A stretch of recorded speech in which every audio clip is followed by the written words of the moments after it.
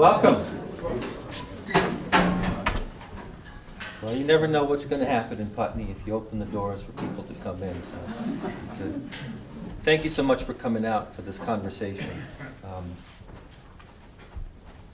I don't want to assume everyone knows me and everybody up here, so we'll do some introductions. And I'm Mike Merwicki, and I'm one of your two House representatives in the Vermont House, and the district is Putney, Westminster, and Dummerston. And I live out on Pine Banks Road in East Putney. And this is my colleague and my mentor and the Dean of the House, David Dean from Westminster. I don't know how many of you have had the pleasure to meet our new senator this year, but this is Becca Ballant from Brattleboro. And I must say that she has been an amazing addition to our delegation and a good partner for our longtime state senator, Jeanette White, who, did you walk here? Or? Well, I had errands to do before, so I didn't, but it's very embarrassing because I just live through those trees, but I had errands to do first, so I just stopped on my way. Well, since the legislature adjourned in May, we were made aware of some things that had transpired over the course of the winter here, and have been aware of some things that have been transpiring around the state in regards to agriculture. And we heard from enough people, I know I did, that we thought it would be a good opportunity for us to open the doors, let people come, have something to say about how we want to move forward right here in Putney and around the state. We can't do our work in Montpelier without hearing from you. And in this regard, you know, it's hard to define what the right question should be. You know, I started off with the question of where's the place for diversified agriculture? And then as I've talked to various people, some have suggested, well, maybe that's not the right question. So one of the things that might be helpful is if anyone here has the right question that could lead us to the answers that we're looking for. And that's, how do we support agriculture moving forward? How do we support diversified agriculture moving forward? Because agriculture is different. When I've talked to some of the people who grew up here in Putney, and the reality was they said everybody farmed or you worked at the paper mill. You made a living off the land, and that's just the way Vermont was. And it's, I think, the foundation of our culture here is agriculture. I don't know that anybody's going to dispute that. And agriculture's changing, though. Somebody just mentioned before that not quite 100 years ago, most of Vermont, including Putney, was clear-cut. It's a lot different now. Vermont's pretty much 70% at least forestry, forest land, and what agriculture looks like is changing. Sheep used to be a big part of Vermont's history. And then dairy came over, and but that's changing now. And one of the things our Department of Agriculture, it's actually the Department of Agriculture, Markets, Food and Markets, reflective of the changing landscape, is to encourage diversified farming in agriculture. And sometimes that bumps up into what people want and where they want it. So here we are. It's helpful for us if we hear from everybody who wants to speak here. What I'm going to do is ask if it's okay to set a few ground rules. And the first one has to do with these. If you've got a phone right now, unless you're on call, if somebody's on call, then I would suggest just put it on buzz, and maybe I should be the first one to do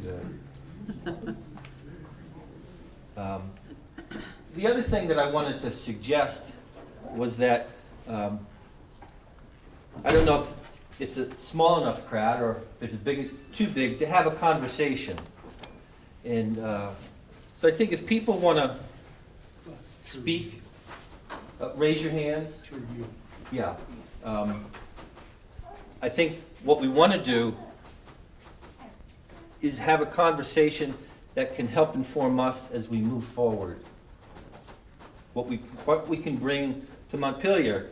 Because our job, as I see it, is to bring your voices to Montpelier.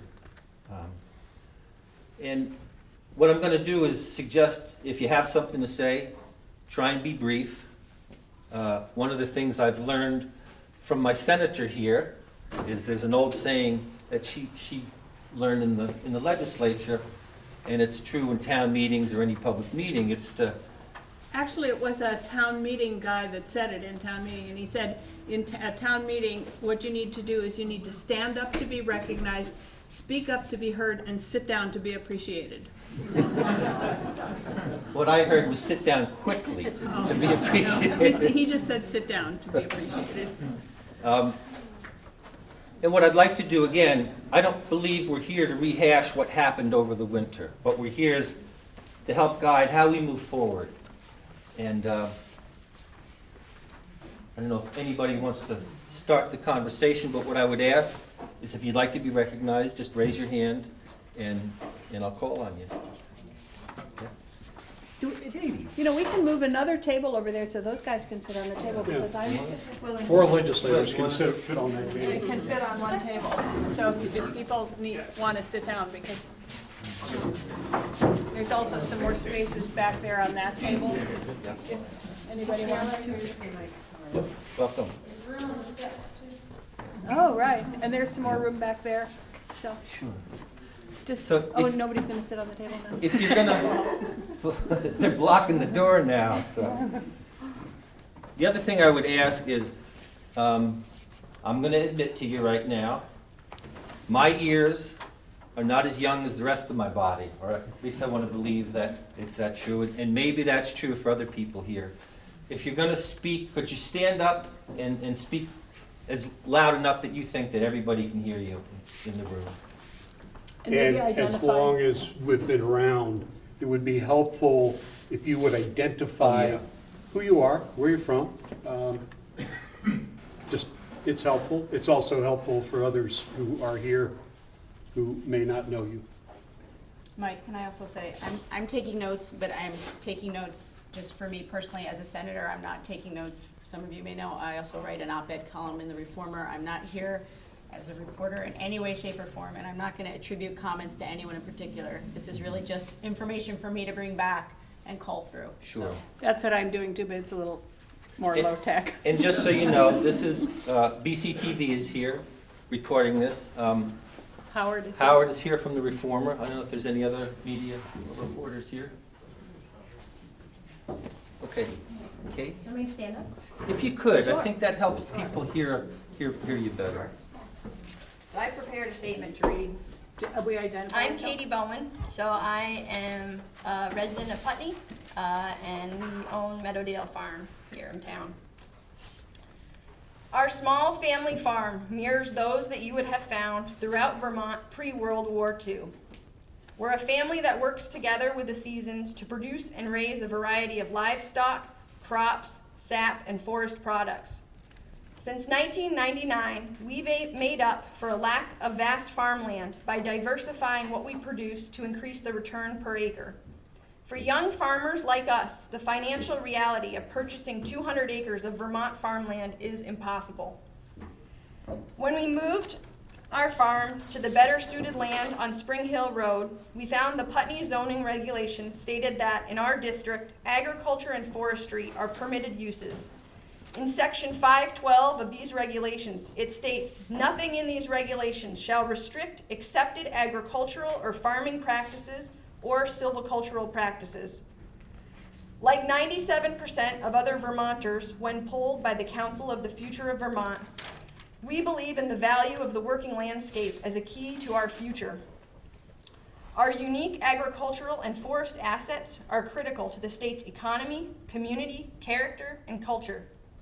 Preserving Vermont's heritage, transparent farming practices, and being good stewards to the land are the primary objectives of our farm. The model that we aspire to is not a business model that we created. The idea of farmers cutting and selling firewood goes back to the days before Vermont's Green Mountain Boys. Driving past a pile of logs or a baler in a field is just as much a part of our working lands as a picturesque scene of Holsteins grazing in a meadow. The Vermont life, bucolic image of our state has attracted many people here without sharing some of the realities that must be understood if we are to preserve and experience the backdrop of the working landscape. Thank you very much. Thank you. A lot of people here. Yep. Okay, let's go home. So as we look at what agriculture is, and I'm looking at Paul Harlow here now, because Paul's got a bit of land in Putney that you're farming now, right? Yeah. What's the future of agriculture look like for you? Mike, can I also make one more comment? That we don't want this to become personal Yep. at all. This is not, this is really a discussion about what agriculture is and what it should look like in Putney and Vermont, but it's not, You bet. it's not personal. Yeah, direct any It's comments to the chair, Yes. if you will, Yeah. as opposed to each other, Yeah. to the chair. It's, Yeah.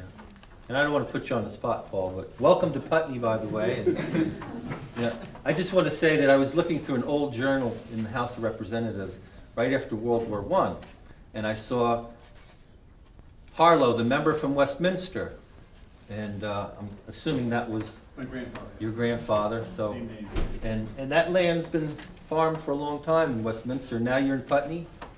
Well, yeah, we're in Putney and Westminster. Yeah.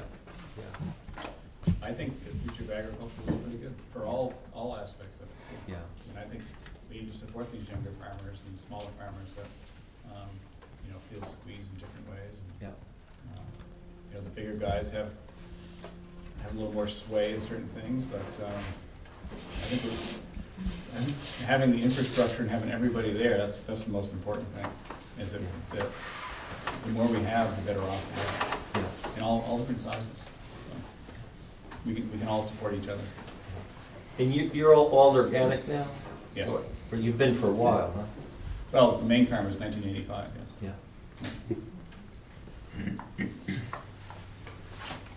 Right. Jay? I'm Jay Bailey. My wife and I have a farm in Brattleboro. We've been there about 35 years. For many of those years, we grew vegetables and sold them at farmers market, and that's the perspective I'd like to share a little bit of. When we came, the market was pretty small, and there were about 10 markets in the state. That was in '79. Over the years, the number of markets grew. I think it's up towards 60 markets now. I think we have more markets per capita than any other state in the country, and I think that's a really good thing. Yeah. The size of the markets has grown phenomenally. I, at one point, would call into open mic on TSA on Saturday morning after having walked around the market and making a list of what was available. And it still amazes me what we can produce right in this area. And it thrills me that so much is being produced now. We just need to do more. That is, we should be growing more of our own food rather than having to bring it in from elsewhere. Anyway, there's a huge growth in the last 35, 40 years in what is being done, and I think we've only just started to scratch the surface of what the possibilities are. Can I ask you a question, Jay? Sure. One of the concerns I've heard in terms of infrastructure is that we could keep growing food, but we don't have storage to take us through the winter. Is that your sense of one of the things, challenges we have. That's certainly an issue that hasn't been over-addressed so far.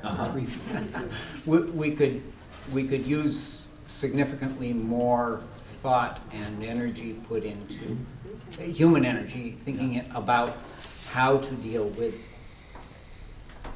year-round supply. I mean, people like Paul and others I know are working on it, but there's a lot more that could be done. Yep. So, oh, Janet. I'm Janet Bailey, I'm Jay's wife.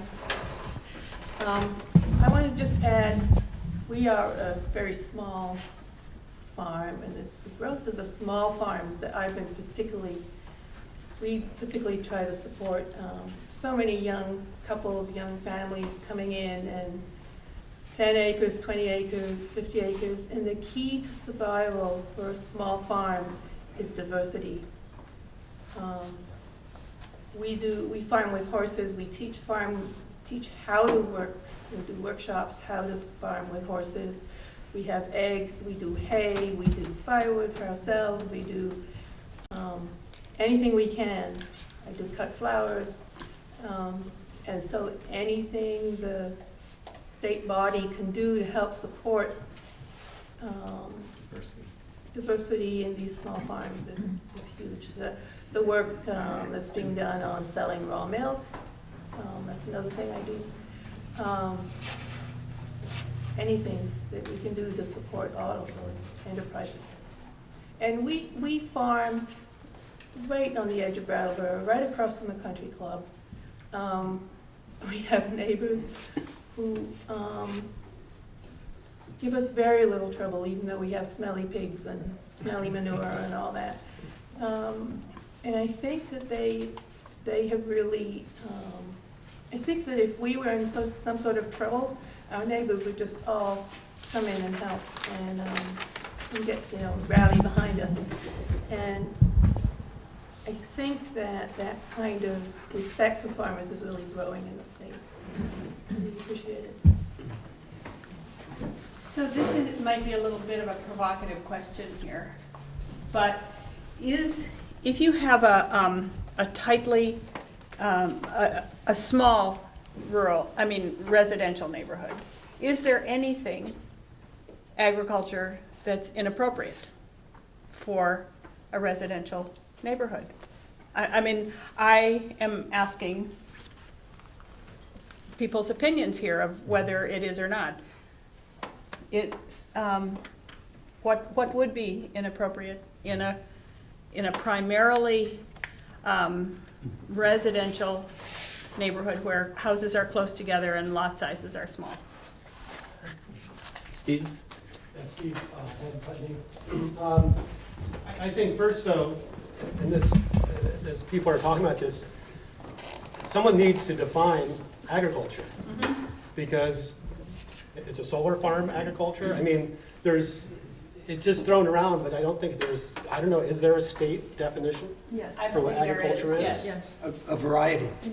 Yes, you're right. There's many different definitions, depending on whether it's for tax purposes, for zoning purposes, so there are, for current So use. then you'd need to clarify, if you're talking within a town or whatever, what definition you're using. Right. I guess that's all I'm bringing up. Part of the question is, what should be the definition of agriculture? If we're gonna change it, Right. what should be the definition of agriculture? I think this one is back here. Yep. I wasn't going to speak, but this question I actually have some experience with. My name is Kara Tausig, and I currently live in Bellows Falls. Thank you. And when I lived in Charlotte in a co-housing neighborhood that had tiny lots with very clustered houses, I kept a family cow for 4 years just on the periphery of the neighborhood. And people were very supportive. I think the main issues are noise. Dairy cows go into heat. Sometimes they make a lot of noise.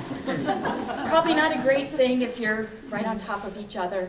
So, that's a consideration. And of course, neighbors being tolerant of smells, but I live in Bellows Falls now, as I mentioned, and there is a family there who are keeping, 2 dairy cows.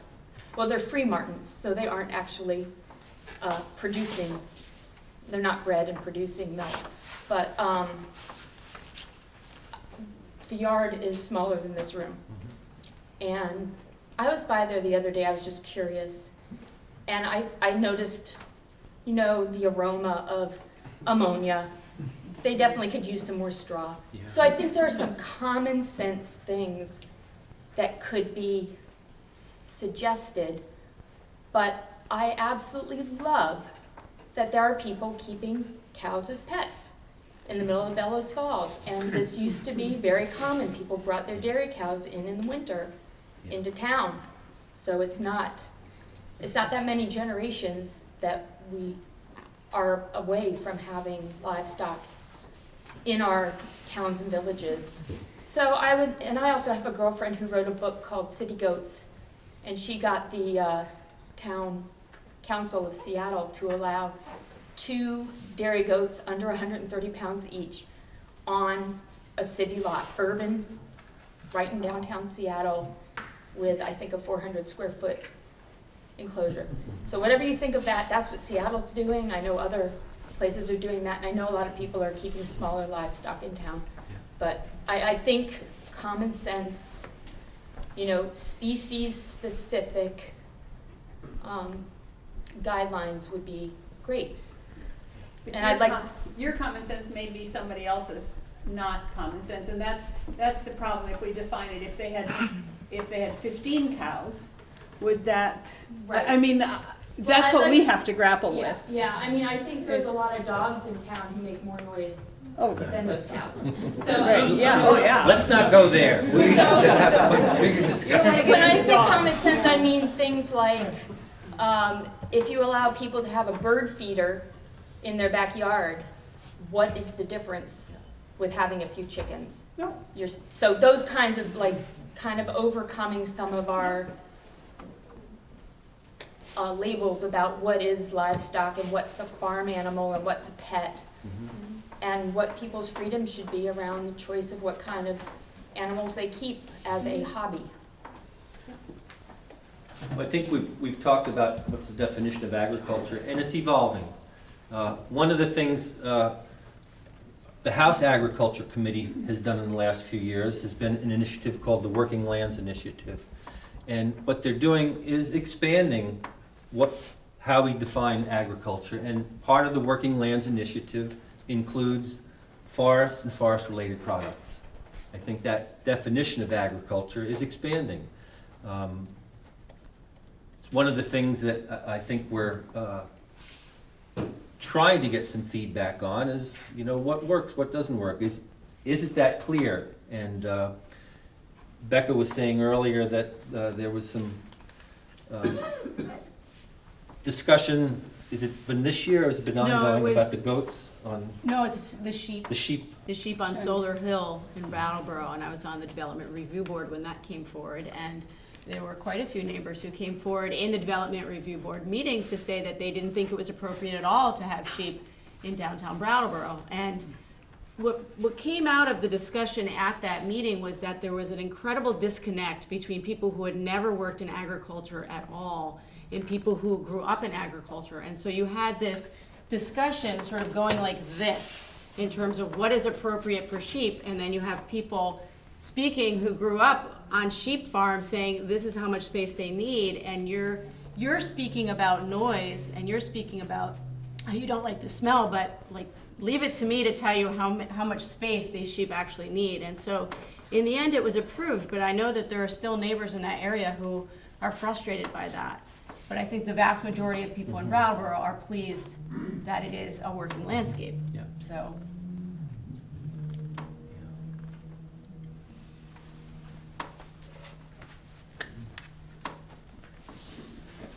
My name is Martin Gore, and I live in Bellows Falls too. I have a question for people who do farm. How do they get the help and pay the help? And are there any things that the legislature is doing or is thinking about doing to help them? in those areas. I don't know what they could do, but, You mean labor? you're right, Labor fund. right. As I look Well, around we the room did here, I don't straighten know. out the fact that non-residents who meet the safety requirements are eligible for driving permission, a license, so that they can go to and from work, to and from community services like shopping for their family and Doctor's whatever. appointments? Yeah, doctor's appointments, et cetera. And that was an issue brought to us by organized workers, essentially. My bell. Yeah, well, They were- congratulations, but they just, when we got down to it, they just covered the State House. I mean, they were everywhere. And how they got there, we didn't ask. But, you know, so we have tried to address, we understand, we're aware. I mean, we, the legislature, may not understand, but we are aware that there is a labor problem, particularly for the larger operations. I don't know that you have any hired folks on your operation. I wouldn't expect that, but we are aware of what's happening at the larger scale.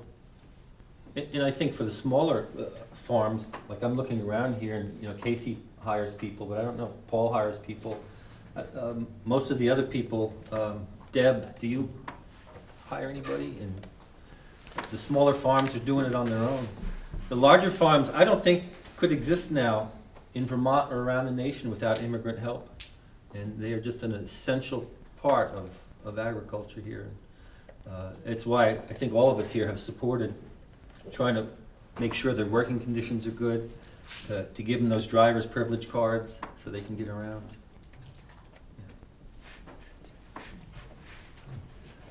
I'm Alan Steinberg. I live here in Putney. I live across the street from the Bowens. And I speak in that light, but I also speak as the father of a farmer who grew up here and was trained here in Vermont, but eventually had to move to Massachusetts. He's running Old Friends Farm in Amherst and has been for years.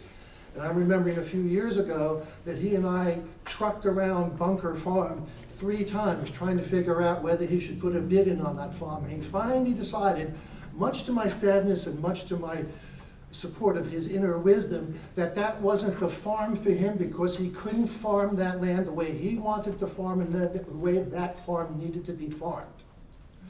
And so I think that the bigger question here I'd like to see, rather than how do we support local agriculture, is how do we support local agriculture in a way that integrates and supports all the other fine qualities that we love about Vermont. We don't want farmers pouring their waste into Lake Champlain, even though we like Or farmers. the Connecticut River. Or the Connecticut River. So it's a really much bigger question. I'd like to see the question framed, since the Vermont Land Trust surely is not enough of an organization to take care of everything that needs to be done, is what systems can be put in place to help people find pieces of land that truly support the kind of farming that they want to do. That's an interesting thought, an inventory. We've inventoried sites for cell towers. We've inventoried sites for windmills. I don't think we've done a land inventory for agriculture. Westminster has. We have a Yeah, list. maybe some towns have through their They conservation identify commission. every agricultural piece of land, put a value on it. Yeah, but Bill, that's do you an know if interesting anything- idea. I would also sometime be curious to, not right now necessarily maybe, but what were the things that he found that wouldn't have allowed him to farm it the way he felt he needed to farm it? And was that a Dummerston issue or a state issue?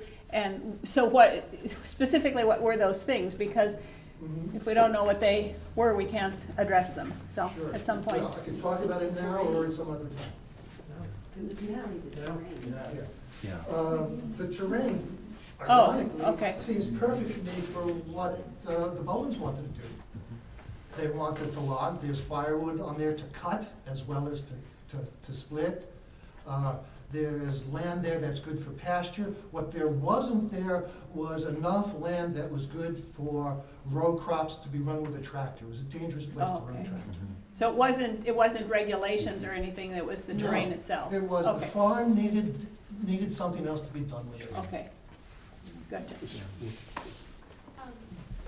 Melanie Kent, I live in Dummerston, close to Putney. Just sort of to that point, I think a larger question, which I genuinely don't have a sense of being a transplant here, is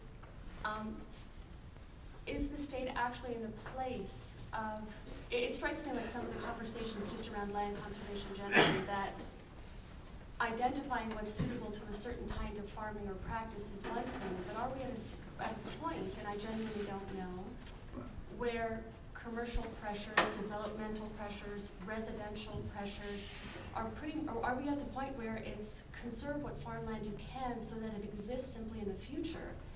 Because I think there's one conversation of, does this sort of farming suit this kind of land? I would imagine, I'm not a farmer. But as a recent transplant who lives in a house that was on once farmland, that's almost a luxurious conversation to have when is the other conversation really preserve what you can and support diversified agriculture because it's in peril on some level.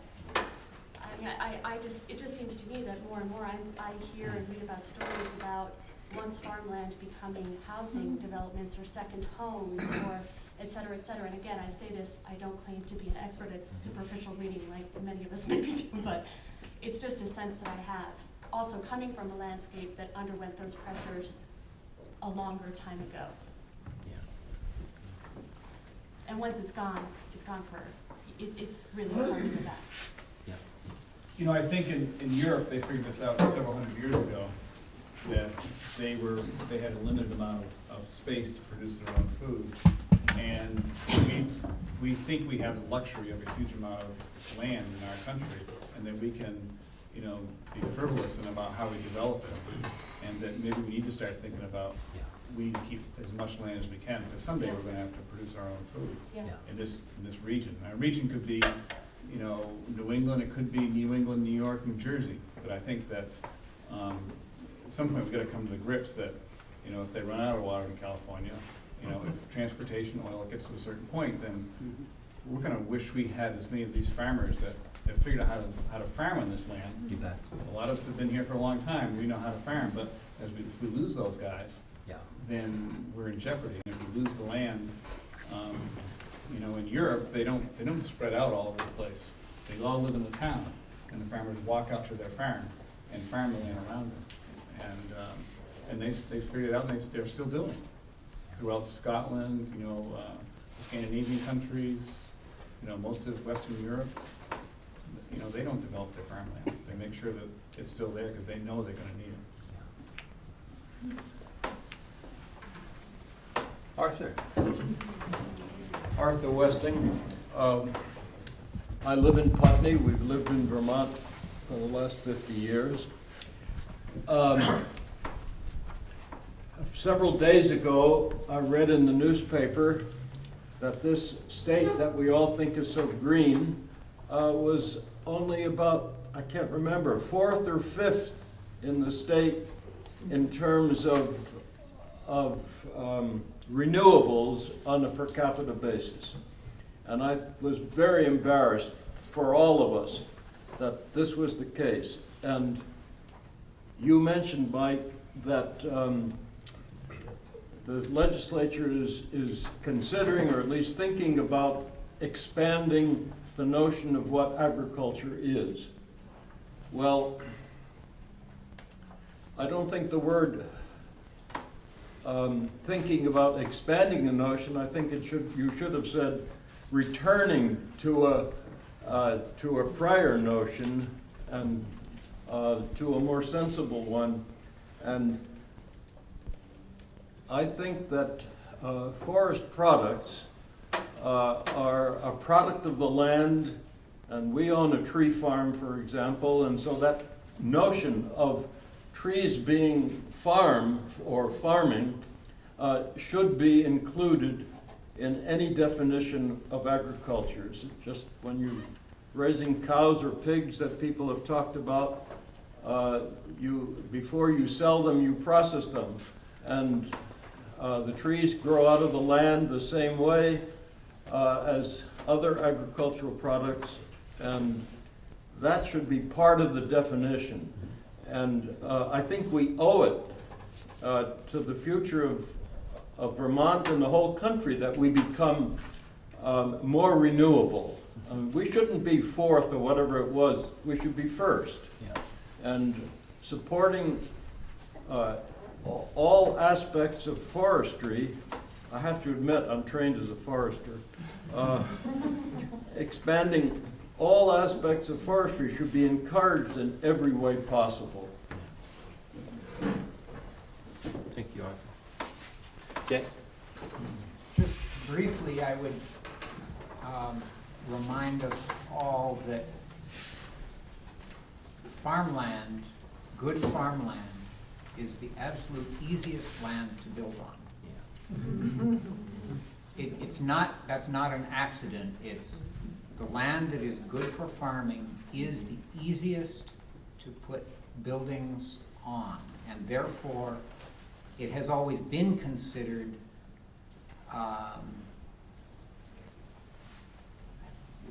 what do I want to say? That it's very easy to develop it because more money can be made out of it that way. And so if we're thinking about protecting it, we need to understand that those two are, it's because of the physical natures of the soil. And it's not a coincidence that those two.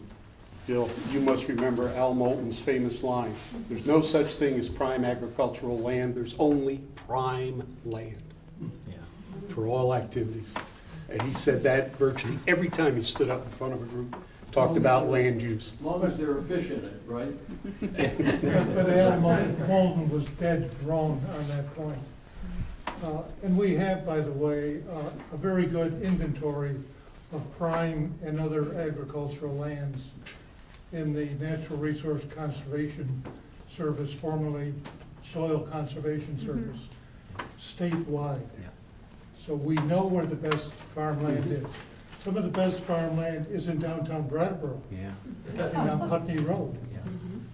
A lot of the land that's been developed along the river is amongst our best farmland.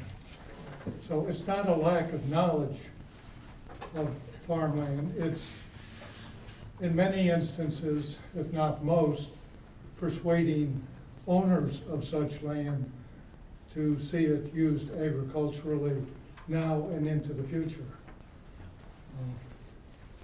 When I first moved to Vermont, it's 34 years ago now, we had a trailer and nowhere to put it, and we put an ad in the paper, and Bob Goodell answered our ad and said, I got a trailer space for you if you want to move your trailer there. And one of the best things that ever happened to us, because the Goodells are just amazing farmers, and Bob was as good as they come. And one day he asked me if I wanted to, he was shipping a cow, so we were going to drive down to the auction. We went through Brattleboro on Route 5, and he said, it breaks my heart to look at C&S and all these stores here, because this used to be the best farmland in the county. And I look at what it is now, and it really is a shame. And it's certainly a reminder of how we need to conserve and keep farmland in. And I think the current use program helps with that.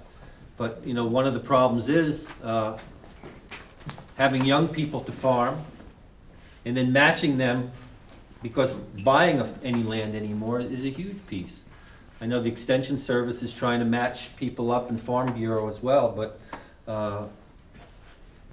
you know, what I think I hear Mark and Katie saying is where they are is because that's what they could afford.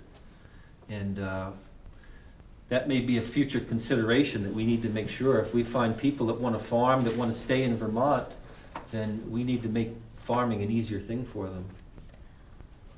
Follow up, Marlboro, you mentioned current use. Maybe one thing to help preserve farmland and smaller farms when people are getting started is to reduce the minimum size for current use. I think it's 25 acres now, isn't it? Yeah. Or an income level, yes. So maybe that's a thing to consider, be a way of helping these farmers and helping to preserve agriculture. I think fit smaller things for people to get started on. I think that if your income, a certain percentage of your income comes from the farm, that you're eligible for current use. Forest land is 25 acres. Is that right, Bill? Yeah, I'll speak to that. Okay. I'm Bill Gunther, the Wyndham County Forester. I want to say that I'm not here representing the Department of Forest and Parks and Recreation tonight. I'm here as a private citizen to support forestry and agriculture. To answer the question on current use, there are some special provisions under the agricultural component or category where if you are a bona fide farmer, meaning if you get over half of your income from farming, any land, even 1 acre, can be eligible for enrollment. If you can generate over $2,000 in gross income off that land, that also, those acres could be eligible. So if you have some really good strawberry patches, like right now, you know, pretty high value per acre. Or if you lease your land to a bona fide farmer, those acres are eligible, and in those categories, you don't need 25 acres, a half an acre you can do. For the forest land category, however, there is a minimum of 25 acres that is required. One comment, and I want to thank you legislators for supporting the Working Lands Enterprise Bill last year. It's been a great program. It's offered some funding. For those of you not familiar, it's a new program that started last year, and it makes grant monies available for folks that basically need some support and help getting things started, whether it's infrastructure or doing something to tweak their business. And we've had a couple of really good recipients, I think, in Wyndham County, and I think we got a little bit cut out of that this year, but It was a tough year, and yeah. hopefully we can backfill that as we move forward. Well, and that brings me to your comment also, and the suggestion is absolutely appropriate in the context of this conversation. In the context of a budget conversation, it is a hugely expensive program. And it's a matter of making choices. You know, Europe made their choice and do things a certain way, and we're prepared to do that. But it would have been a very tough sell because this year we in fact increased the per acre value on ag and forestry lands in order to reduce the outflow of general fund dollars. It's currently about a $58 million differential.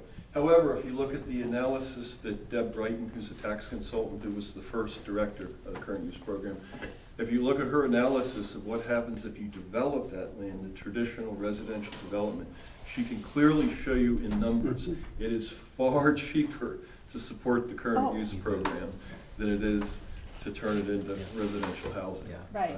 I ran the numbers in my town in Newfane, and we don't look at education this way, but if you had one house and you were going to pay for one kid at the Newfane Elementary and cover your municipal taxes in the town of Newfane, you need real estate value of $785,000 just for the town to break even. Now, of course, we don't look at education that way, we spread it across.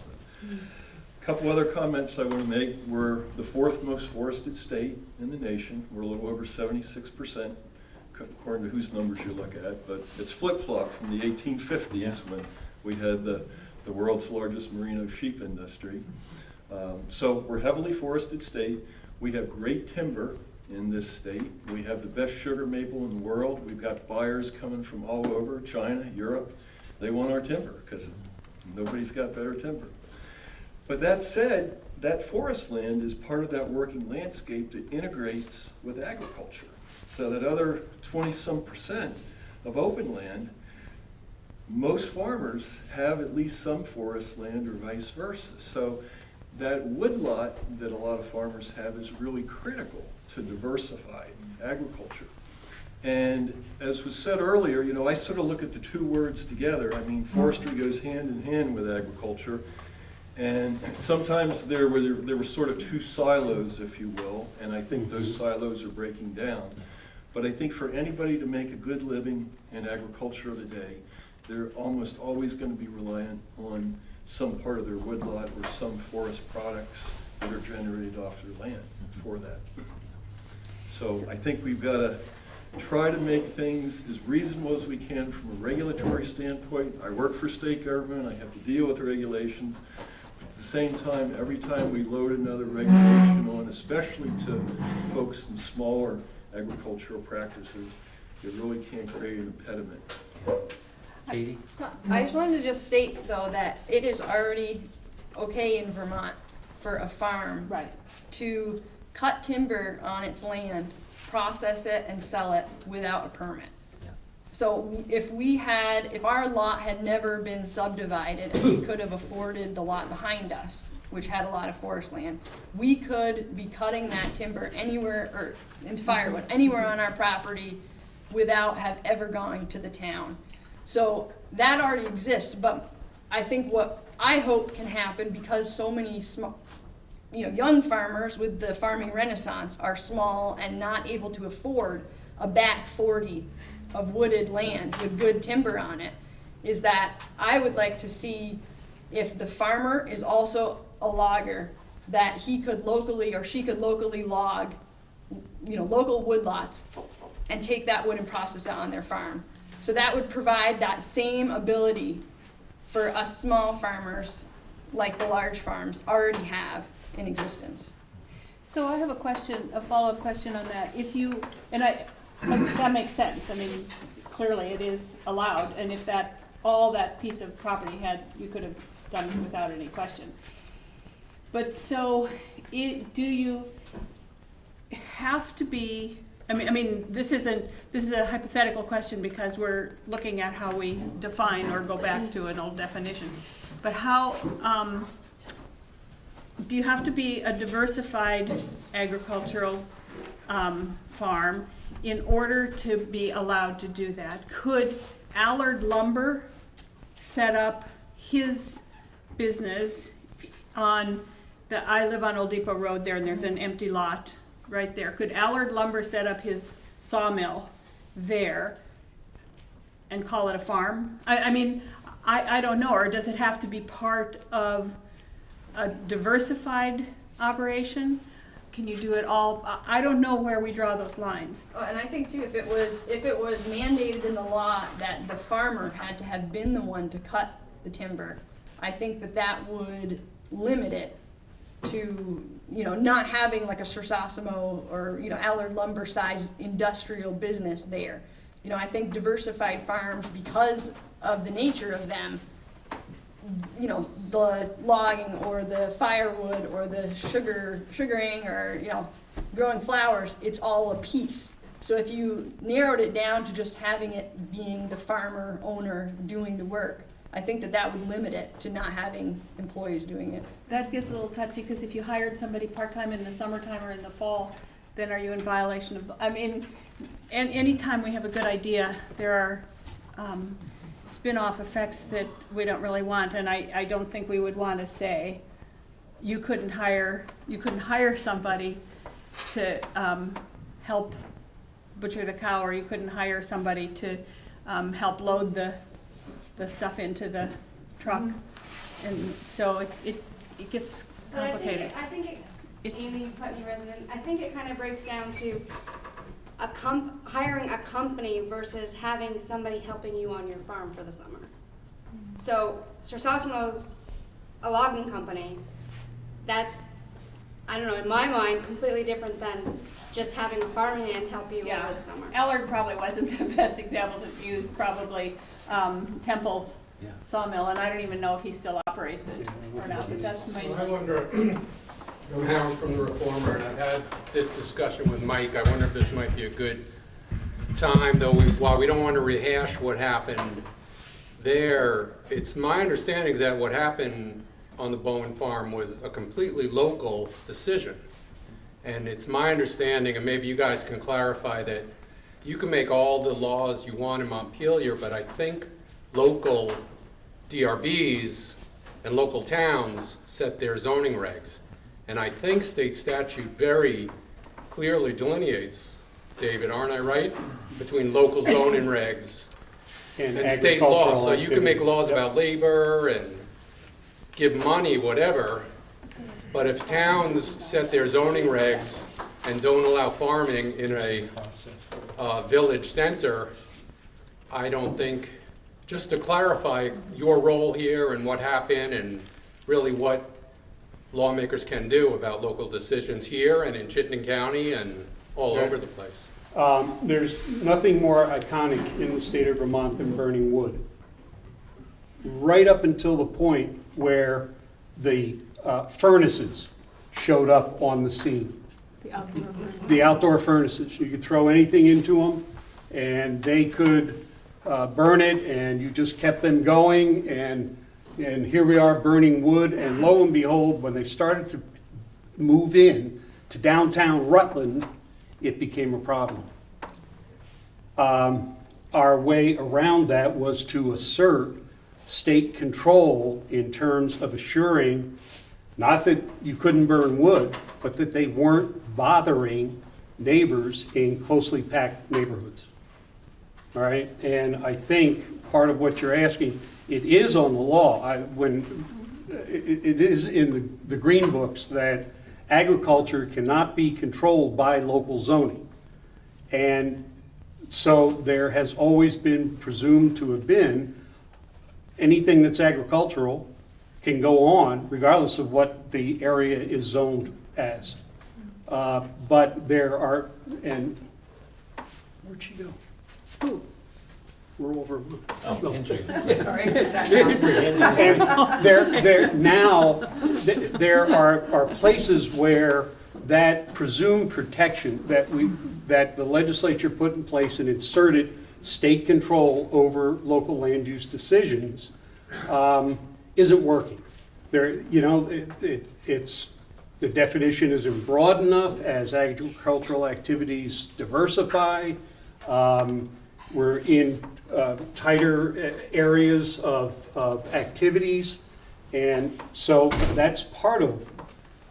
And I want to thank Mike for doing this. This was his idea, and he's done most of the legwork on putting this together tonight. So I want to thank him for that.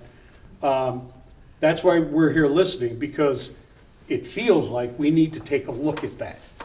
Not because of an incident here, but I think the legislature is going to need to look at that again at a statewide scale of whether or not the state would assert some additional controls at the local level. I might be wrong, but don't we set the parameters for, that the DRBs can look at, that the planning commissions can look at? Mm-hmm. So Yes. maybe, I mean, and they have to operate within those guidelines. Is that true?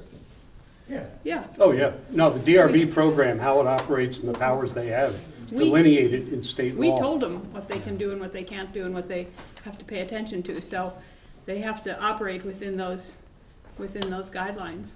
I'll get to you next. Yeah. Andrea, can you introduce yourself and your organization and maybe speak to what David was saying? Sure, I'll try to. I'm Andrea Stander. I'm the director of Rural Vermont. Some of you know who we are. We're a statewide nonprofit organization based in Montpelier. We've worked for about 30 years to try and help farmers, particularly, and the people who support them, have a voice in public policies that are affecting them. So all of the issues that are being talked about tonight are ones that we have worked on at various times.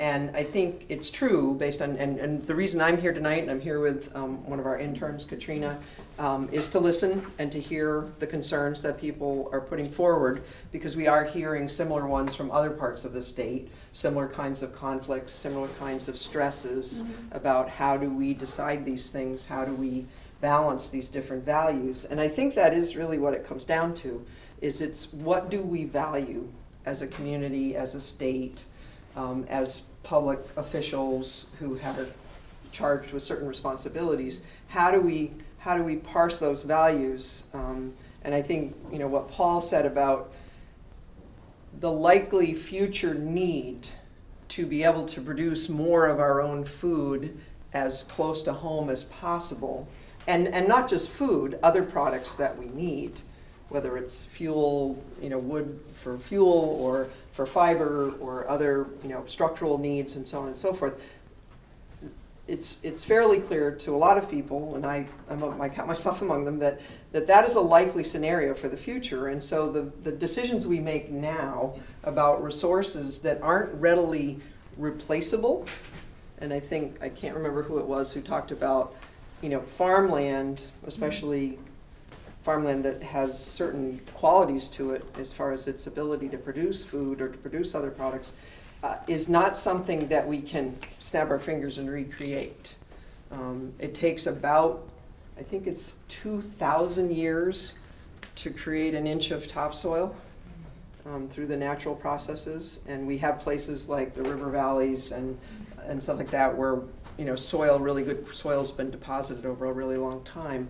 But I think in the work that we do, which is really about hearing from our constituency what their what problems they're having or stresses that they're facing, to try and find solutions through the public policy process, whether that's at the local level or at the state level or even at the national level sometimes. So I think I can say that the issues you're discussing here tonight are issues that are being discussed in lots of other places around the state. The specifics may vary as far as what the conflict might be or what the stress is, but the general issue of how do we make these decisions and how do we parse these different values, a quiet evening on your back deck versus that's the day you gotta hay. And so the tractor has to be out there and has to be haying, and maybe that's quite close to where your deck is and you're wanting to sit out there and have a quiet evening. But the reality of farming and the reality of having hay to support all these other things is you got to do it at certain times. And so how we judge that, as a community, both locally and as a state, I think is really what's at the core here. And I think that's what I would encourage everybody to think about is what are the values that we hold most dear, and then how do we express those through the tools of community dialogue and public policy and decision making. So hope that's helpful. Yeah, it is. Thank you. Thank you. Yes, Melissa Weatherby, I'm a Putney resident. I live across the street from the Bowens.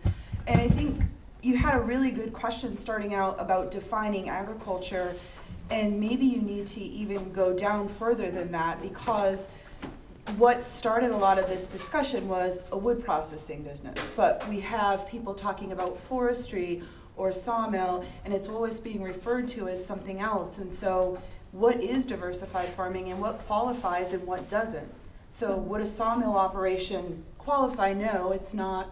It's a wood product. But that's what I'm saying is maybe just defining, that to that level. So you have the land use, definitions of what people can and can't do, and maybe that's the level you need to go to with the definition of what is agriculture. Thank you. I just speak Tree Farm.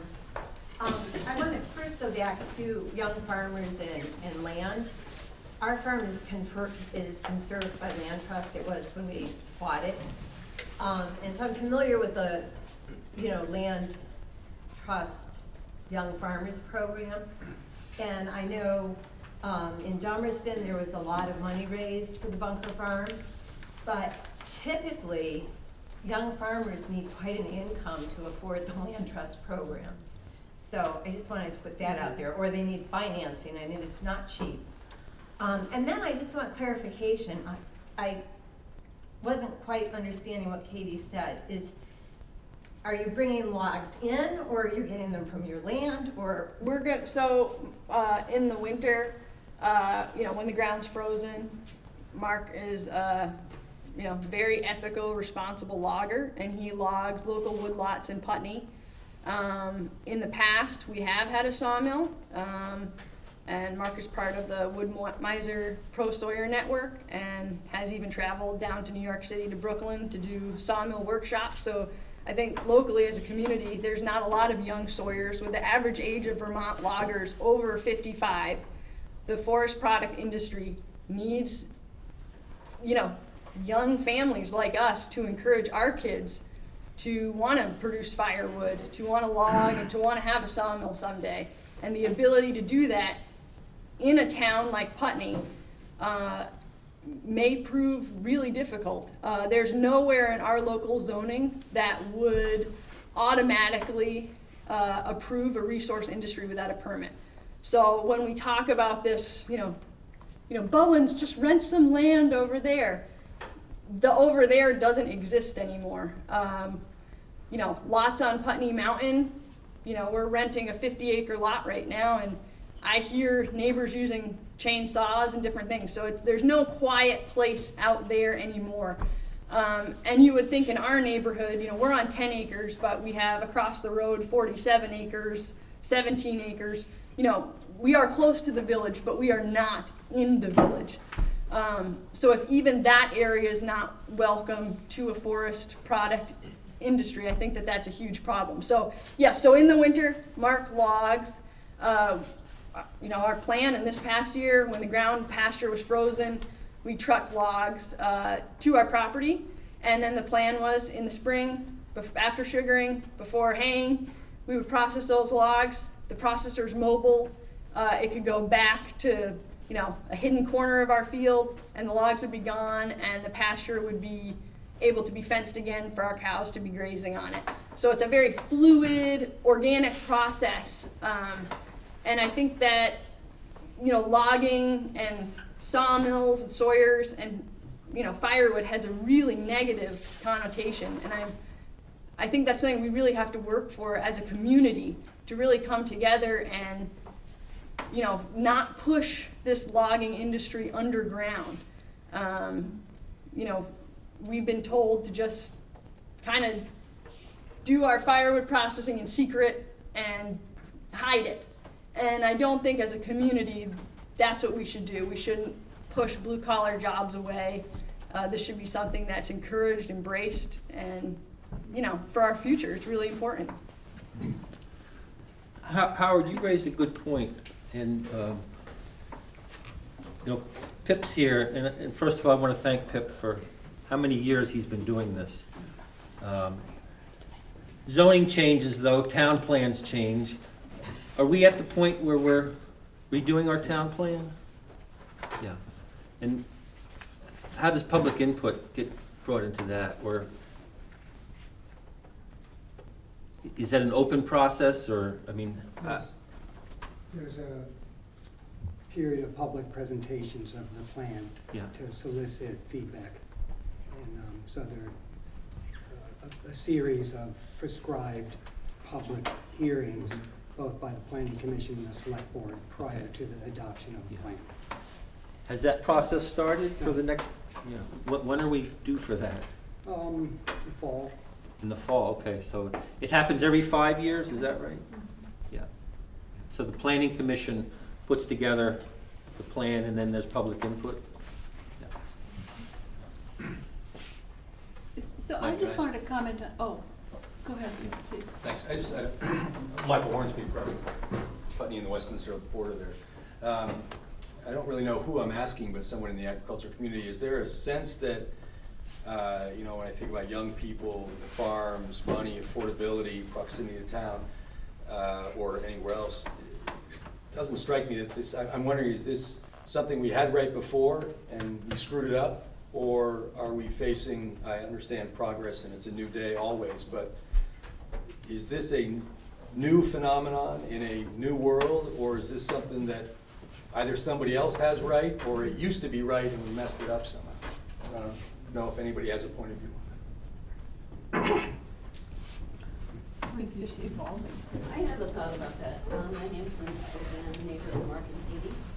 I see their cows out my dining room window, and I'm very glad they're farming in our neighborhood. But I'm also one of the people who was disturbed by the noise of the log processor, which, for those of you who haven't heard it, if you've heard somebody on a building site using a circular saw, it's like a 42-inch in diameter circular saw that operates continuously. And it makes sort of an oscillating noise, which makes it sort of similar to a car alarm or a siren. So it's challenging to be living close to it when it's operating. And that was really the whole crux of the DRB's decision, I think, was the noise of that one specific piece of equipment. And there might be many ways that that could be mitigated, and I'm hoping that's true. If they built a building or some kind of buffer wall so that the noise wasn't blasting the closest houses, which, by the way, are not new suburban development, they're more than 100 years old. Yeah. They could probably operate the log processor. Did you have an answer to Michael's? I have a response, and I kind of got lost, but the response is this is something that didn't exist. A portable sawmill didn't exist 50 years ago. A sawmill would be a freestanding industrial installation, which I don't think would be sited with houses as close around as they are around the farm. The fact that it's portable is great, and I'm really glad that that kind of equipment exists for small producers like Mark and Katie, because it's a tough job. We've rented a splitter to produce our wood one year, and it's really hard work. I'm glad that there's technology that makes it easier, but we have to figure out a way to make the impact of the noise less stressful. Thank you.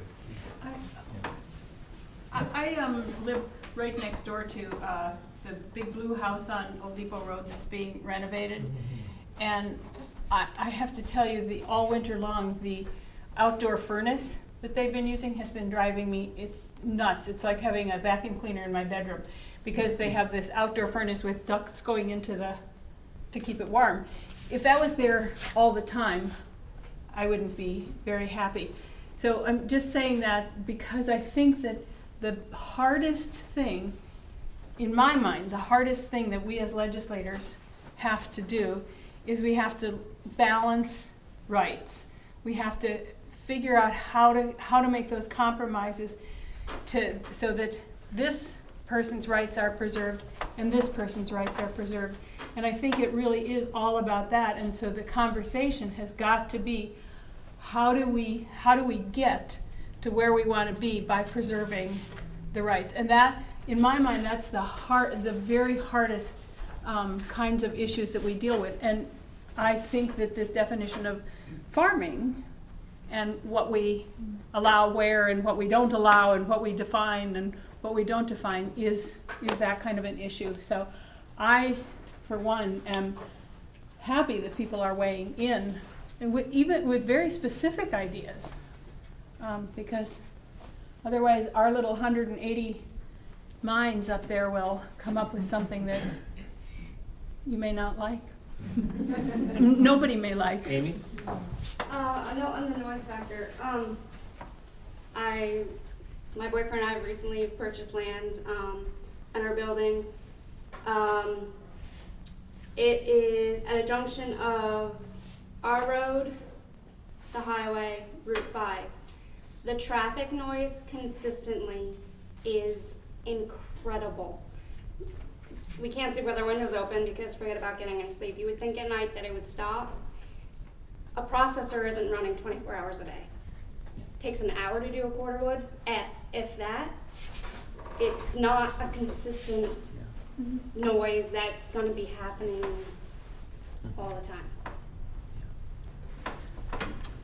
Ashlyn from the Things. I just wanted to make a point about legislating to scale, that we've done this in so many other realms of agriculture, that both milk and meat have been legislated to keep it small so that people must be diversified if they're making a living and doing it. And very recently in the last year. So it's not as if there's not precedent for it. I just think it needs to be applied to this case if it hasn't been already. Is that what you're doing? Milk and meat, yep. Milk and meat, yeah. Raw milk? Raw milk. All right. Oh, you're talking about raw milk, because I'm talking about raw milk. regular Because non-raw there's milk regulation is to keep it small. right. Keep it small. And I right, think yeah. to keep it safe by keeping it small. Yeah. Right. Non-raw milk But still moves an 18-wheeler. And on farms Right. too. I attended a slaughter bill recently. So we have 1,000 cow farms. Yeah, That's it's not small. Can't be. Why don't you go? I'll go after. Bill Gunther again. A couple of points.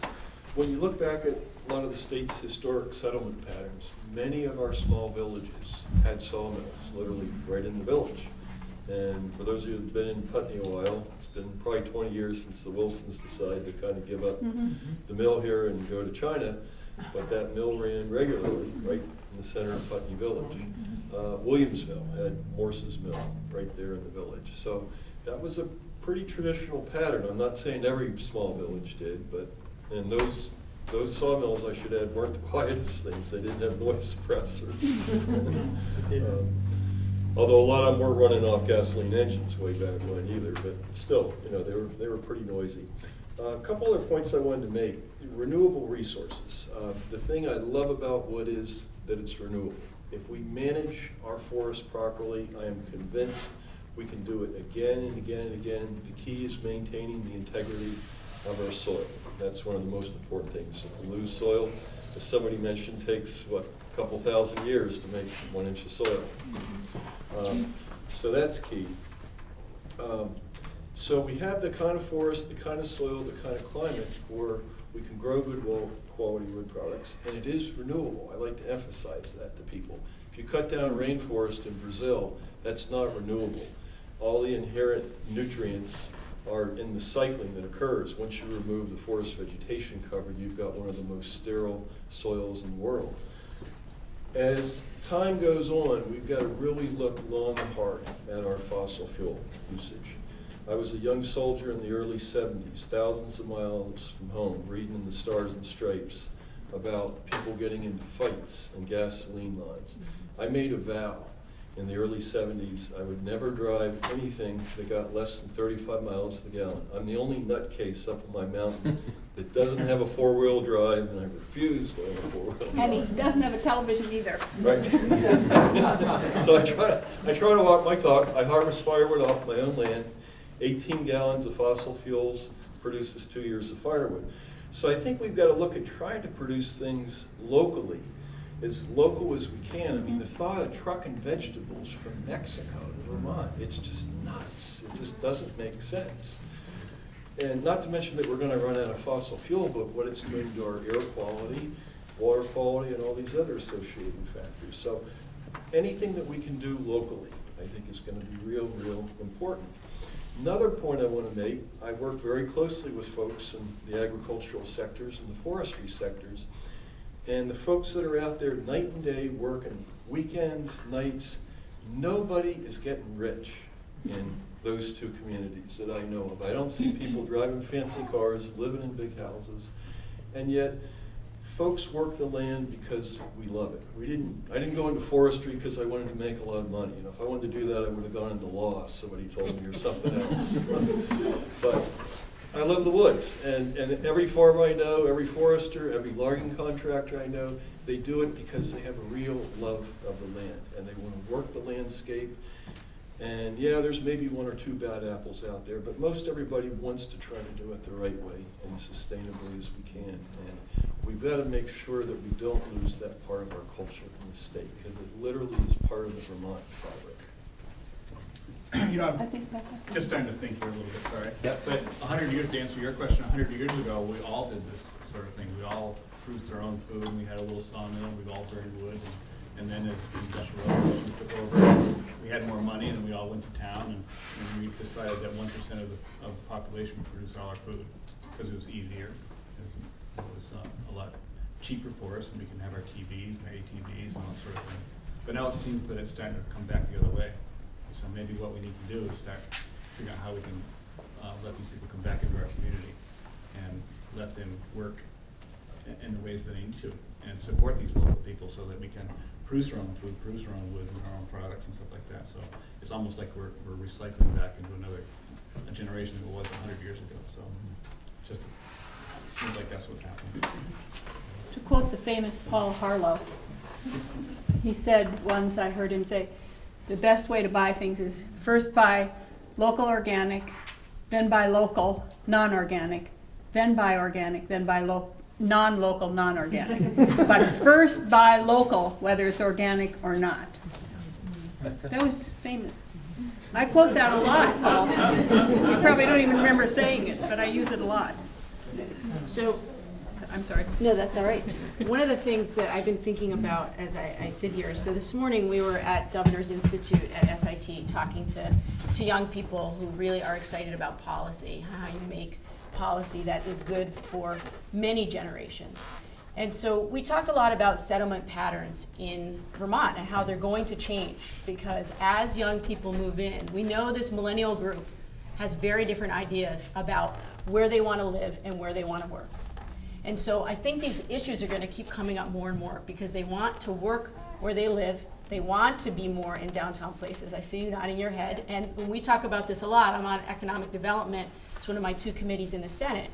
And we've talked about it in terms of how we make Vermont more affordable for the young people who are coming out of school with incredible debt. But it's the same kind of issue that when I talk to young people who are looking for land to farm, they can't afford the kind of vision that we have of what a farm looks like today.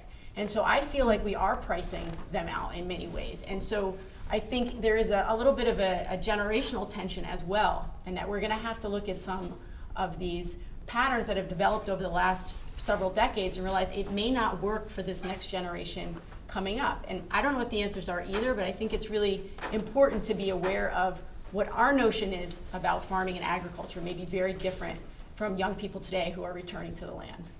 So. I wanted to pick up on the point that someone made about the change in technology, that a portable sawmill is a relatively new development. And what Ashlyn said about scale appropriate regulation, I think if the legislature chooses to take some of this on, and I've heard a lot of talk about the definition of agriculture and what's in and what's out and what is and what isn't, it might be worth considering to preserve the opportunity for innovation, the opportunity for scale that is appropriate either to the land or to the goals of the farmer or those kinds of things, that rather than thinking about some kind of laundry list of this is agriculture, this is not, to maybe think in terms of goals. What are we trying to accomplish with our public policy? If it's to ensure that we have good quality farmland well into the future of the state, because we're pretty sure we're going to need it. We almost always have, so far. If it's to preserve local sustainability and resilience so that we can produce as much of what we need among ourselves. I mean, we're not, you know, I don't think we're going to see pineapples growing on the State House lawn, although I saw a Photoshopped version of that. There's a thing about climate change that, you know, if you know the State House in Montpelier, there's that walkway that goes up, and somebody Photoshopped in a bunch of palm trees. But I would posit that, and I've sat through some of the debates, particularly during the water quality discussions about what is a small farm, and what's the difference between an acre that's farmed very intensively for crops versus 10 acres of pasture land that has maybe 20 or 30 cows on it, and as far as impacts of water quality and what's the end result. So I guess I would put out there the idea that if you're going to tackle this, don't tackle a laundry list. Don't look at, you know, some bunch of things that could be agriculture or might not be agriculture, could be forestry, might not be forestry, but think about goals. What are we trying to accomplish as a state? What do we want people to be able to accomplish within the context of their efforts, so that we are constantly asking ourselves when something comes up, when a dilemma or a problem comes up, we ask ourselves, if our goal is this, how do we decide this particular dilemma so that we keep moving toward that goal? So that there's some consistency in our decision making. Again, your point, Senator White, about balancing people's rights.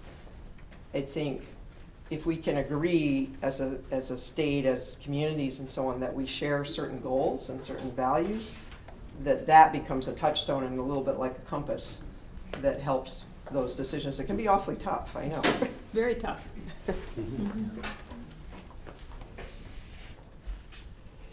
Are you stretching, Amy, or do you have your hand?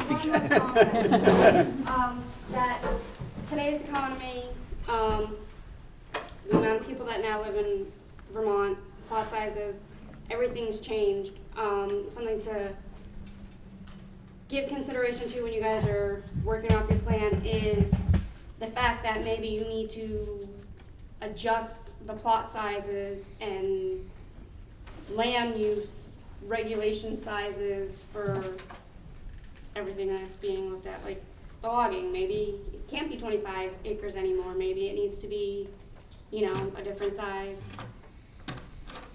Well, I would like to encourage everybody to build in compact settlements, but try to tell that to somebody who wants to build a nice house up on the ridge and get a beautiful view. And people kind of intellectually like that once they get their house there. Then I think really think that it's good to have compact settlements. But now that I have my house up there and I've got broadband up there and I can sit up there in my pajamas and work from there instead of encouraging compact settlements. And as long as people have individually owned property, that's going to be really hard to do. I don't think anybody wants me to, although if I were God of the world, there would be a lot of changes. Tell us something we don't already know. I can tell you some of those changes too, but. Bill? Can you identify yourself for the... Bill Schmidt, Dummerston, and among other things, I worked for the Vermont Land Trust for quite a few years. I appreciate very much what was said about values and goals. And one thing I'm very grateful for in Vermont is that we've got the Working Lands Initiative and the Housing and Conservation Board, two statewide entities, programs that are positioned to think about goals and values, and in the grant monies they make available, criteria speaking to goals and values should play a very big part. So I think the legislature, should be very much on top of what those two programs are doing, how decisions are made by them, and where the monies that the legislature appropriates for them goes. And I think lastly, I think the legislature and governor need to continue to support those programs as fully as possible, even in the tightest of times, because they are a large part of the key to Vermont's future. Yeah. Well said. And I'm going to give a shout out to our governor right now, because there's been a lot of pressure on him not to support VHCB the way he has. And he hasn't caved into that pressure, and he's been consistent about supporting conservation, supporting housing, and the environment. I mean, the water quality bill that David's been working on and finally got through this year, not sure if another administration would have been as easy or supportive, but Peter really worked hard, worked hand in hand with David, and I remember at his inaugural address when he started putting his priorities out there, I asked David, did you write this for him? Because it was pretty much what David's been asking for years. So I'm going to give some credit to our governor right now for continuing to support that. But we know the next governor won't be named Peter. Yeah. So we need to keep that in mind. We do. Yeah. I'm reminded of something Howard Dean always has said, and he was such an ardent advocate for the Housing Community Development Board. And that was his 200-year plan. That's why he wanted it in place. That was the 200-year agenda, and he saw this being one way of reaching towards it. What we're talking about here is immediate, is short-term, is unanticipated shifts at the local level, at the very local level. And there's some people have touched on it. It's not a matter of what the activity is. It's a matter of the impact. And I don't think anybody here has said that we have a problem having a sawmill on the edge of the village of Putney. What I have heard is there are sounds, and they're difficult to deal with, and someone else talked about another situation where the sound was challenging. Mm-hmm. Well, let's look at that, as opposed to other ways of looking at the issue. And I'm reminded again of taking on burning wood in Vermont and shutting down outside boilers that bothered in tightly cramped suburban, urban areas. And so there are ways to do it. I'm reminded of another situation. Allard Lumber put a lot to store logs on the shores of the Connecticut River on the lot immediately next to the boat launch down in, it's called the Brattleboro Boat Launch, but I believe it's in Dummerston. And it was right there. And if you're putting hemlock out there, you got to keep it wet. So you got to have these water machines that make some, and you got to have pressure, and he was going to draw water out of the river, and it was going to be noisy. I got involved in terms of the river. I didn't want people canoeing up and down the river having to listen to this noise going on and on and on. And we settled on impact. We said at the edge of the property, this is the decibel level. We don't care what you're doing on the property. At the edge of the property, the problem is noise, this is the decibel level. So he had to build a structure to put around his compressor and, do other things. So there's the grand scheme, and, I'm there and have been for a long time. But we have to solve smaller problems sometimes. And our problem is, and I agree with Andrea, the legislature is terrible at making lists. We should never try making lists, Yeah. because we screw it up. Things that are there that shouldn't be, things that should be there aren't. We just should never do it. Unfortunately, we do. And I've heard several of you ask that we do it again. And I'm going to push back a little bit and say, well, maybe you don't want us doing that. So I want to turn the problem, a different perspective, and let's look at, okay, what is the problem? It's not that there's a sawmill somewhere, right? It's just that it's in somebody's backyard. Yeah. And it's whose backyard?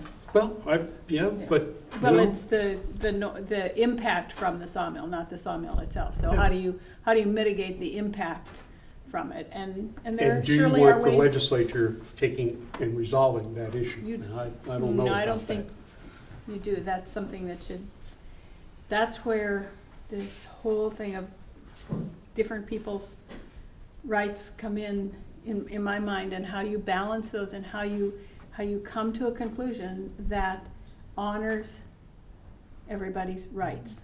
And there are ways to do it. It's hard work, and it takes a lot of creative thinking and thinking outside the box, and not just being stuck. But it can be done.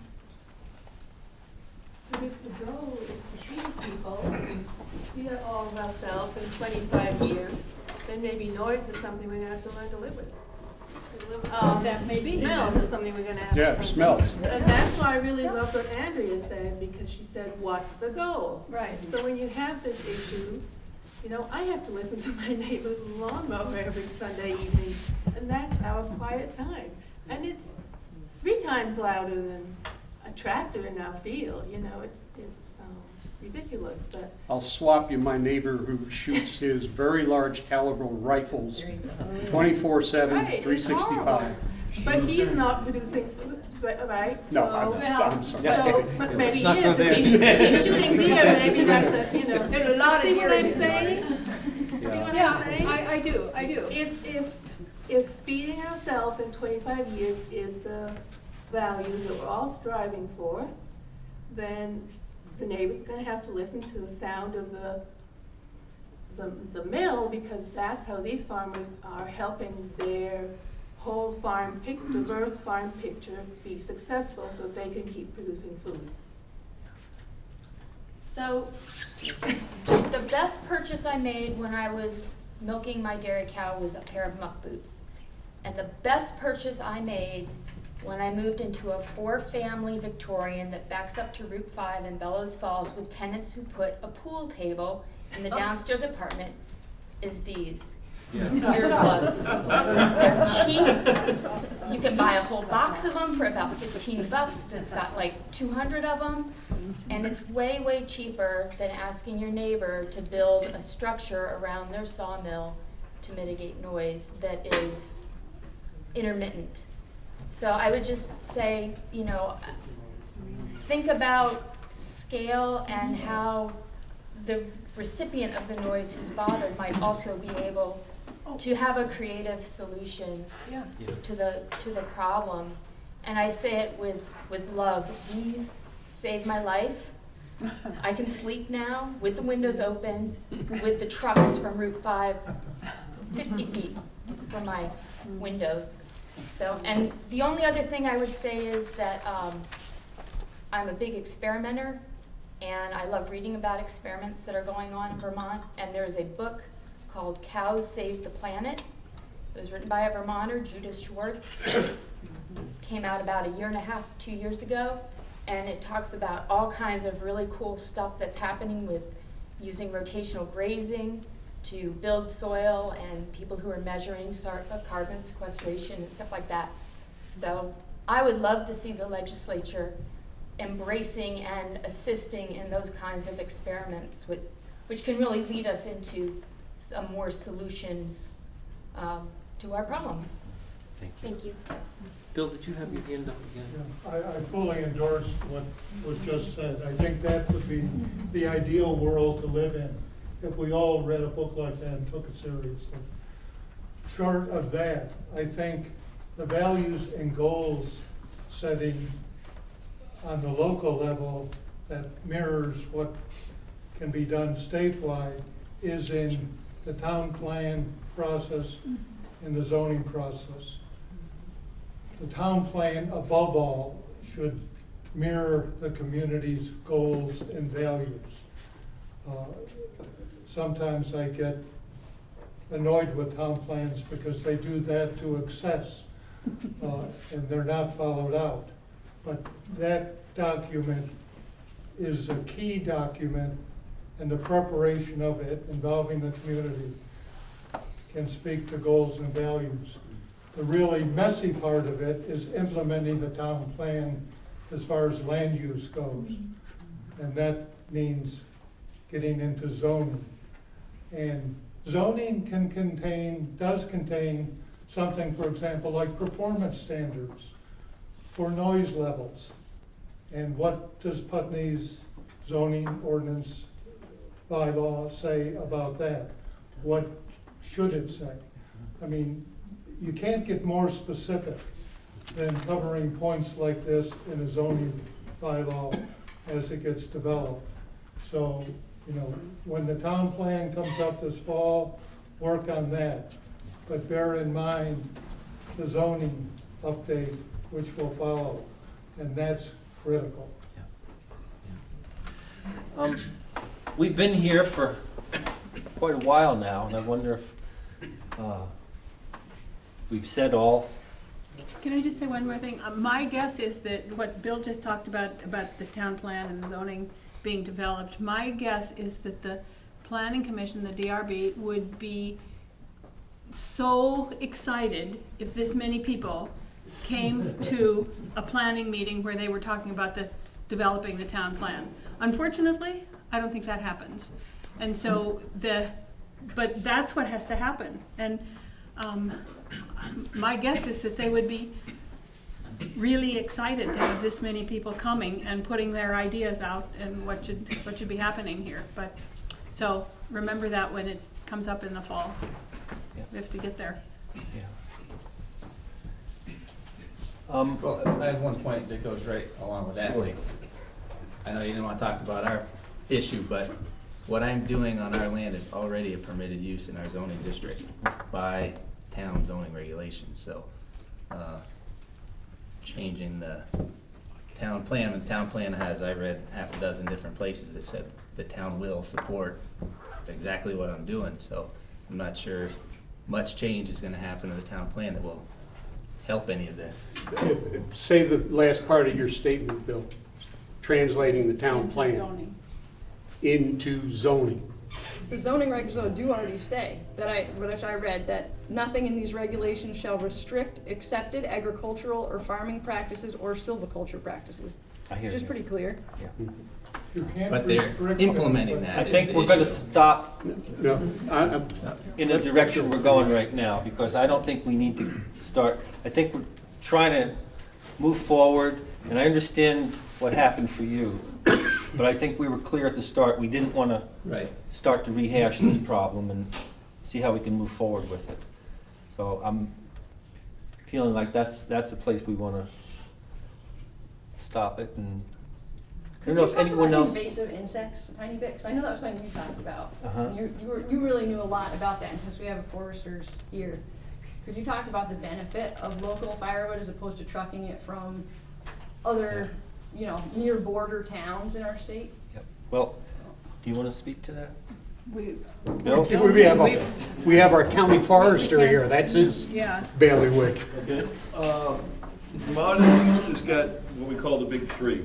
One of them is already here, hemlock woolly adelgid. It only goes after hemlock trees in Vermont, although it goes after spruce and other places. It's here. We consider it a problem, not a huge major problem. We have not found a single tree yet we can say has been killed by hemlock woolly adelgid.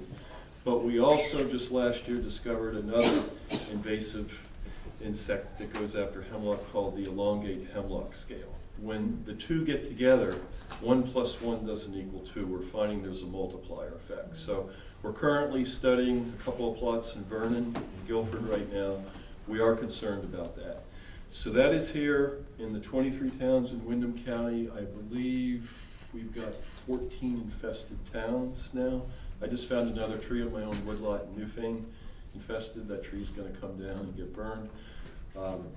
That's not the real scary one, though. The real scary one is the emerald ash borer. That's the one that's got us real nervous. We now know it does move on firewood. A lot of ash trees were planted in Detroit after their elms were killed. Trees were dying. People didn't know why. They took this dead wood up to their camps in the Upper Peninsula, and then bingo, we've got an infestation. And now we are completely surrounded by emerald ash borer in Vermont. It's in Quebec, it's in New York, it's in Massachusetts, and there's some sites in New Hampshire. A lot of entomologists in Vermont think it's here, we just haven't found it yet. We've got plots out, we're looking for it. The only good thing about that insect is it only goes after ash trees. That's the only good thing about it. If we get that here, we stand to lose 99.8% of our ash trees, and it attacks all native ash species. Another one that's really bad news is the Asian longhorn beetle. It initially got imported into New York. It hitched its way in from China, as did the emerald ash borer. The Chinese send us all these nice things through this wonderful free trade. Asian longhorn beetle can be very devastating in that it attacks most of our hardwood species. It could be devastating to our sugar maple. That scares, frankly, the hell out of us in this state, because sugar maple, again, is part of our cultural fabric. The only good thing about that one is it's a lot easier to stop than the emerald ash borer is. Asian longhorn beetle had an outbreak in Worcester, Mass. The feds have currently spent $350 million in control and replanting. When the final tab gets done, they think they got a fire line around it. It's going to be $500 million. The problem in Vermont, though, is we've got a lot of natural forests where this insect has been brought in is in urban areas. And if it gets loose in Vermont and we don't find it fast, we're in deep trouble. So there are some real threats out there. I encourage folks to learn what they can. I've got plenty of outreach materials in my office in Brattleboro. But if you just Google Asian longhorn beetle or emerald ash borer, those are the two that really frighten us. And because of that, Vermont has placed limits on firewood coming from out of state. Yeah, our department is currently working on the rules for the quarantine. Yeah. And that's another reason why local firewood makes sense. I mean, we had this kind of nutty rule where in the state parks you couldn't bring firewood in from more than 50 miles away. Well, when you draw a line down to Worcester, it's like 56 miles at one point in the infestation area, and yet if you draw a 100-mile line, you're somewhere up in Franklin County. That's okay, but it wasn't making a whole lot of sense. So we're hoping to get the handle on that. But we have a lot of concern. If either of those gets here and we don't discover it quickly, we're going to have some real problems. So another reason to burn local wood. Thank you. Casey Darrow up from Green Mountain Orchards. Just wanted to speak to development, not just development of ag land, but also around ag land. We've had probably 10 houses built a stone's throw from where we run a lot of loud equipment. And I expect in the next 10 years, there'll be 10 more. Yeah. And where do you draw the line between, what sort of influence neighbors who don't want to hear that noise have control over whether that noise can take place or not? Yeah.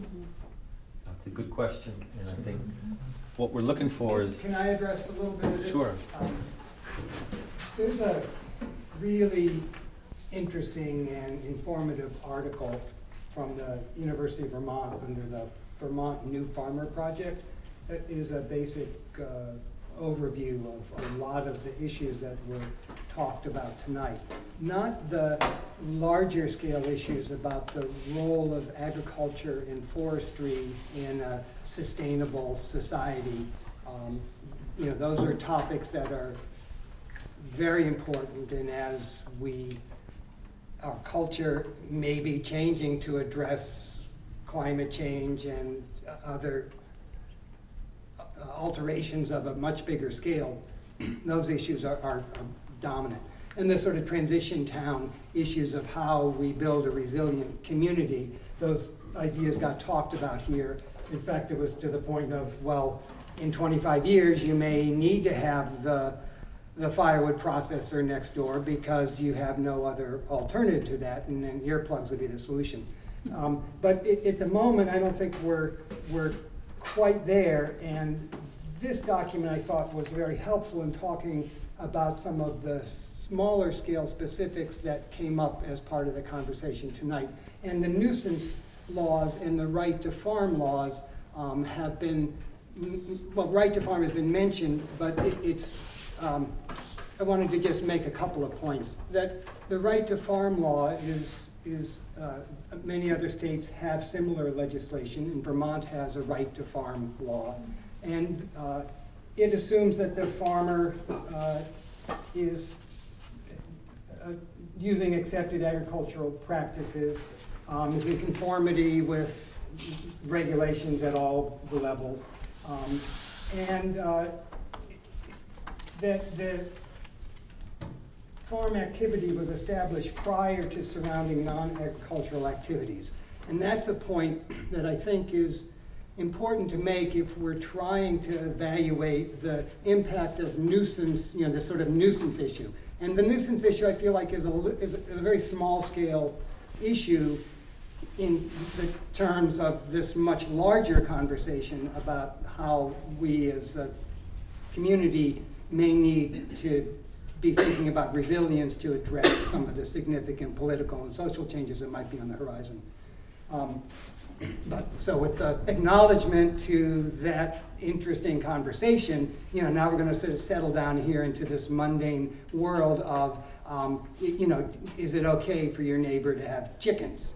So the Vermont Right to Farm law does emphasize the rights of the pre-existing uses in an area. So if there were a residential area and the farm use came later, then the farm use has to defer, to the residential uses. So that sort of establishes that hierarchy.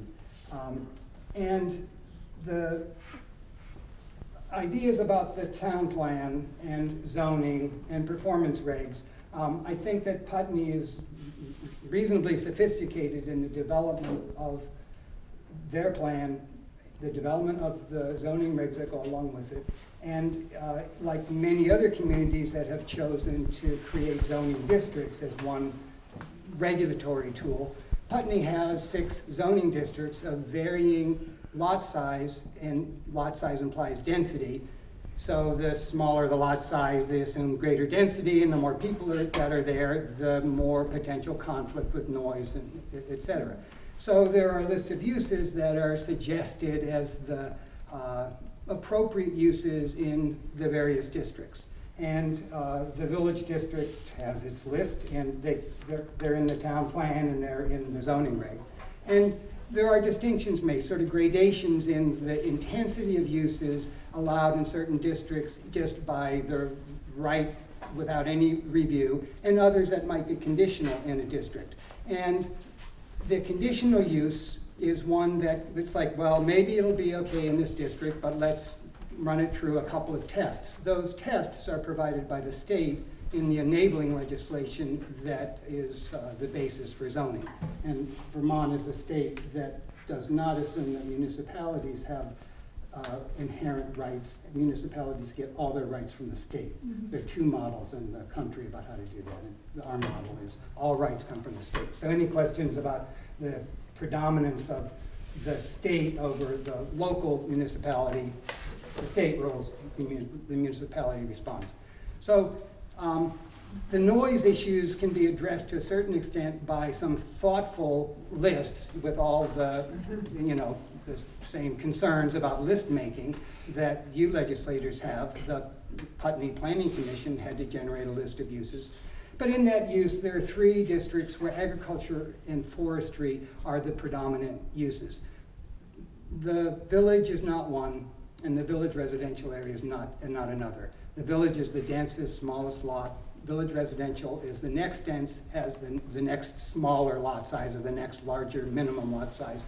And for better or for worse, that's where the activity is taking place. In the zoning district, that is by definition a residential zoning district. The conditional use process that I mentioned earlier, using the tests provided from the state, the second in the list of 3 or 4 questions to ask is the proposed use compatible with the goals of the district as found in the zoning district and the town plan? So there's a paragraph you can read at the beginning of the zoning district, and if it suggests that it's a zoning district that is intended as a industrial area, then you might not give very much weight to the person who wants to build a house and is complaining about the factory noise next door. So, those types of sort of common sense equations. So, for what it's worth, those exist, and I think that it's one model of ways to address land use, regulating land use in a community, is to create districts and assign uses to the district. It's not the only way. There are many other zoning methods. It's the one that is widely promulgated in this area, and it's the one we use. So if you're thinking about trying to mitigate the nuisance factor of agricultural activities and maybe some of the natural resource activities like sawmills or firewood processing or mulch activities, or composting. I mean, there are a lot of these gravel and sand and, granite, cutting up, granite tabletops or something. I mean, a lot of other uses that are very positive and green in the sense that they're associated with natural resource use that have varying impacts. There's a wide range of those, and so you sort of look for appropriate places and you plug them in. So I would imagine that there's a way to approach the needs of, maybe the changing needs of communities if they're trying to find more of these activities occurring in a smaller scale, by looking at some of the traditional land use tools, zoning and the segregation of uses to specific areas, because it's anticipated that the conflicts will be minimized, is one of the tools. You know, so it doesn't make a whole lot of sense to put a big dairy operation in the middle of Putney or Brattleboro or Dumbarton. You know, you'd assume that real estate costs would be the controlling factor, but if it weren't, it just, you know, that nuisance factor is going to be the issue. So I think common sense plays a role in, you know, in a lot of this conversation. But it is an interesting issue as to trying to find compact communities that have a variety of services and the creation of goods that now may be much more diversified. If we have to do that in a more compact way, there may be an emerging series of conflicts about uses. Arthur? I appreciated Pip's overall analysis of zoning in general and planning, and more specifically as it applies to Putney. But let's not lose track of the fact that most of us are here because of a particular Putney issue. We're interested, of course, in the whole state, but we are here because we're concerned one way or the other about this 10-acre farm on the Westminster West Road. And the question here is not a question of agriculture. In its great wisdom, the town of Putney has permitted unconditionally to allow agriculture in this sort of village zone.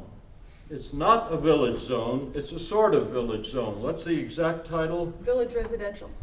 Rural residential. So Village I appreciate what you're sharing, Arthur, right now, but I think what we're doing now is we're going backward in time. And that's not what we're here to do. He's addressing Pip's comments. If we wanna have another discussion about this, I think we could go for another couple hours at another place and time. I just have one more sentence. And if you wanna, that is, yeah. I appreciate the fact that in our wisdom we allow agriculture. The only problem is we're not defining agriculture properly.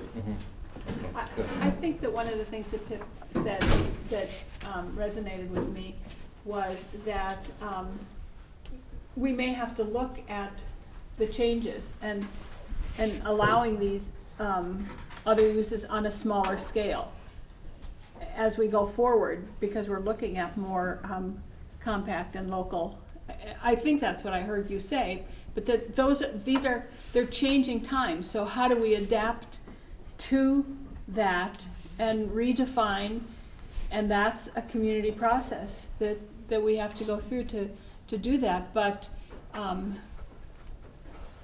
we do also have to look at the scale. Like you said, I don't think we'd want Westminster Farms in the middle of the village. Well, I'm not sure we'd even want it there. The 1,000 cows. So we set this meeting up to finish at 8:30. We're at 8:30 now. If people want to stay and talk amongst themselves, I would encourage to do that. If people want to have a follow-up meeting to this, that might be something we could do. My sense is this is a good place to stop. We've talked about a lot of different things. We've talked for over 2 hours, and I think maybe we've scratched the surface of some parts of this. So I'm going to suggest we wrap up right now, and if there's we're going to be around here for a while if people want to talk some more. But as far as the overall sense of the meeting, I think probably time to wrap up now and call it a night. And if we want to be in touch with us, be in touch with me, David, or Jeanette and Becca, if you'd like to, or with your local select board, if you want to talk some more about this. One quick question, if I may. Where do you folks anticipate you're going to go from now on? I'm always interested in where we're going in the future. So the four of you, will you sort of have a powwow, try to decide decide what the issues are, but We will, and also I should say, you know, we've had these discussions have been ongoing.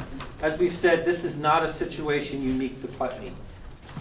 And the conversations have been going on, and that's one of the reasons we wanted to hear from people, to bring this into the bigger conversation. I've spoken with Carolyn Partridge, who's the chair of the House Agriculture Committee. This is going to be an ongoing process. And for those of you from Bellas Falls, Carolyn is your rep. Yeah. But we're still your senators. Yeah. I want to thank everybody for coming out. Thank you. Have a good weekend.